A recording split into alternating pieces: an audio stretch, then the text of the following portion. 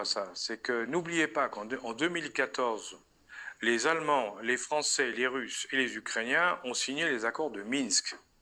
Dans les accords de Minsk, il était prévu l'autonomie du Donbass avec la pratique de la langue russe, hein, et il était prévu aussi que l'Ukraine était un champ économique pour tout le monde, mais par contre, l'OTAN ne mettait pas les pieds en. Qu'est-ce qui s'est passé derrière? Après, il y a eu en 2015, après l'histoire de Crimée, parce que les Ukrainiens n'ayant pas respecté l'accord de Minsk, à la demande des Américains. À la demande des Américains. Sur quelle clause de l'accord?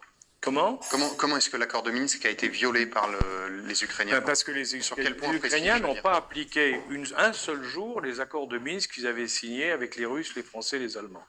Hein, et pourquoi? On sait, c'est parce que Victoria Nuland, qui était l'ambassadrice à l'OTAN des États-Unis, mais qui est une néoconservatrice connue, hein, on a une interception, elle a été révélée, l'interception.